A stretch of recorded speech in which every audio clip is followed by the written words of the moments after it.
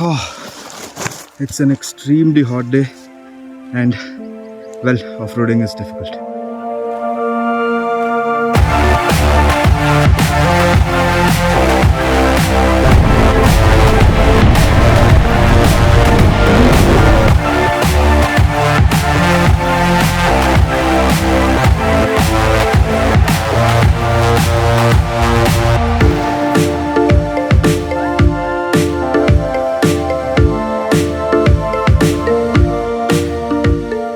Hello guys, welcome back to my channel.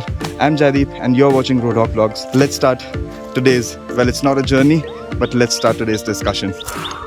It's really hot. Today's video is going to be a little different, and this is an important one I think because I have spent a lot on this accessory. From the title and the description you already know what I'm talking about. I'm talking about the windshield for the KTM 390 Adventure. I've been trying anything and everything that is available in the market, but I didn't find anything that suited my purpose, and my purpose, as you know, among the forest, among the valleys, off-roading and just going on adventures. So there are certain factors that you have to keep in mind while going for a windshield, and today's video is going to be all about that. So before you guys ask me about where I am, I'm in Kailashgiri Hill. It's just 70 kilometers from Bangalore, out of which 3 will be your off-road journey. So as you can see, this trail leads to that hilltop.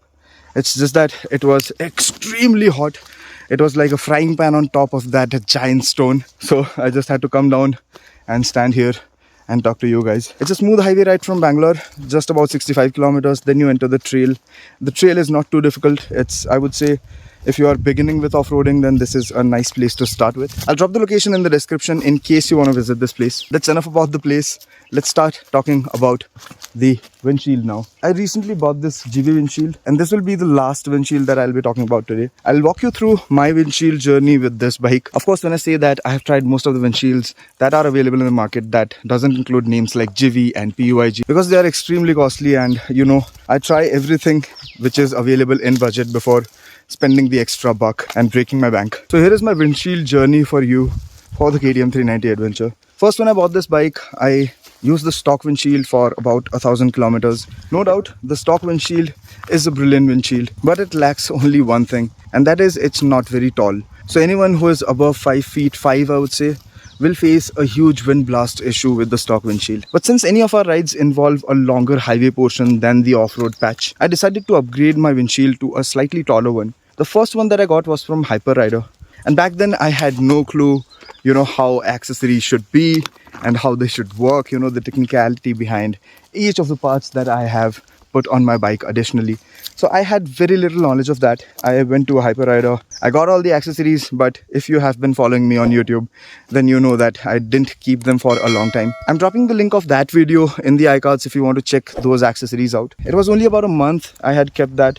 But after that, I upgraded to various different things, and most of the things are still on the bike. It's just that the windshield has been changing every now and then. So after I used the Hyper Rider windshield a couple of times, just because of those 2 giant metal pieces popping out in front of my eyes, I felt that that windshield was risky in all kinds of ways, because when I'm saddling, my helmet is really close to the windshield. It was heavy as well, so the entire instrument cluster, the entire area kept vibrating, and I just got scared. So I upgraded to different parts. And if you want to know about all of the accessories that I have on my bike, then do check out the video that is popping out on the iCards now. Continuing the windshield journey, after Hyper Rider, I had upgraded to Adventure Conquest's windshield, and that is probably the most efficient windshield that I had used on my bike until now. I had used that for the longest period that I have the bike. It has stayed with me for a long time because the wind buffeting was really low in that.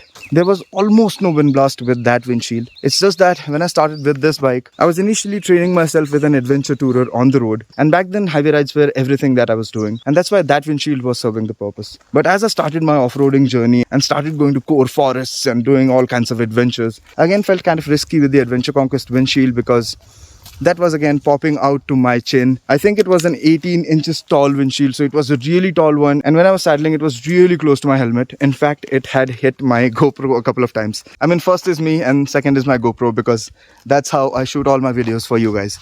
So I have to protect both of those, and that's why I moved on to my third option, and that is a windshield extender from Prospec. And oh boy, that's probably the quickest part that I have removed from my bike after installing. I'm not sure how effective that is, although I have used it for a long run on the highway, on the off-roads, everywhere pretty much where I could use it. With a windshield extender, you always have the added advantage of having it as an option. So you can take it out while going on off-roads and you can put it back on while on highways. It's just that while on highways, it just wasn't working out. The wind remained as is, and the second thing that I hated about that windshield extender is that it never held on the stock windshield really well. I mean, it looked like it had good amount of O-rings, so it will hold, but whenever, say, I was passing through a rumble strip or even when it rained, that windshield extender just kept popping out and falling on my lap. I had that for the longest period, but even if I had it, I never used it. I still have it in my place, so you can imagine how bad that is. So after the extender failed, I saw something new come up in the market.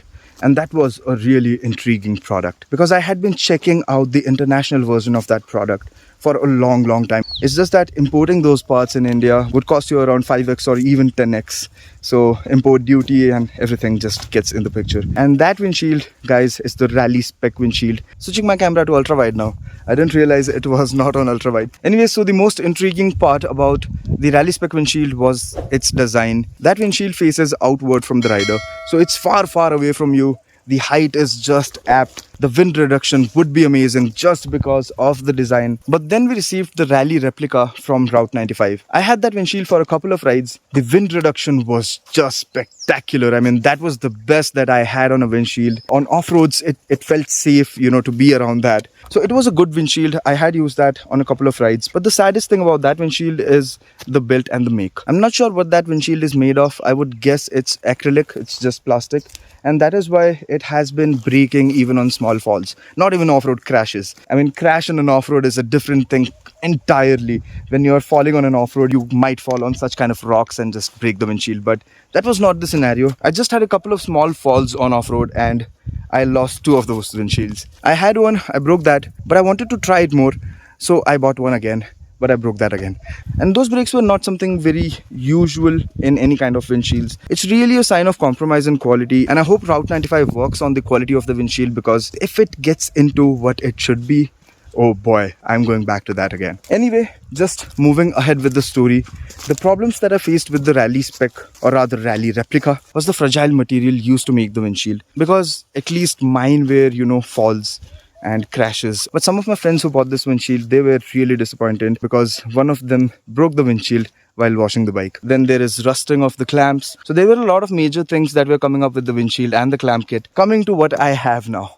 Oh boy, this windshield is probably the most famous windshield for the 390 Adventure, for any tourer or adventure tourer who can afford this, because this, guys, is not cheap. We'll come to the pricing a little later, but this is the first ride that I have come with this windshield, and it has been absolutely magnificent. There is no wind blast, there is no wind buffeting.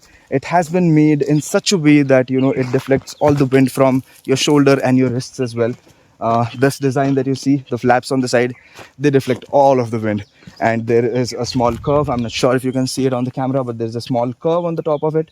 So that deflects all the wind from the top of my helmet. My height is 5'8", so it's serving my purpose. But if you're taller than me, then this exact windshield is available in a taller version as well. Even if it's available, I won't opt for the taller one because, as I told you guys, I prefer going to off-roads and having the windshield far away from my face. And any windshield that is getting tall would tend to hit your chin every now and then. And it can hit your neck as well, which can be dangerous. That's entirely a personal preference kind of a thing. But there are options available with this windshield. It's available with an extender as well. I just love what I have here. It's just that it is extremely costly. So I got this from Bike and Biker and it cost me 14.2k, 14,200 rupees for a windshield. But the moral of the story here is all of the windshields and everything that I was trying before this, put together, they had cost me around 20k. And I wish to God that I hadn't spent that amount of money on all of the other windshields and rather got this in the first place, because I'm just loving it from the first look. Of course, there's more to say, there's more to experience, there's more to tell. That will definitely be coming up on my channel. But for now, this is my windshield journey with my KTM 390 Adventure, and currently in its form, I'm just loving it to its core. Now, if you want to know about any of the accessories that is on my bike, you can check out the playlist that is coming up in the iCards. If you want to know more about some of the accessories that are not on my bike, say an upgraded rear suspension, spoke wheels and all those kind of funky stuff, you can check out some of the videos in that playlist, and I hope that helps you find what you're looking for. For now, this is it for the video, guys. I hope you found this video informational. I hope you found this video interesting. If you did, then don't forget to subscribe to my channel, like the video and share it with your friends. Signing off in the mountains. This is your boy Jaideep. You're watching RoadHawk Vlogs. Stay tuned to the channel for more travel stories and videos like this. I'll see you the next time, guys. Until then, stay happy, stay mad, enjoy life. Peace out and ciao, you folks.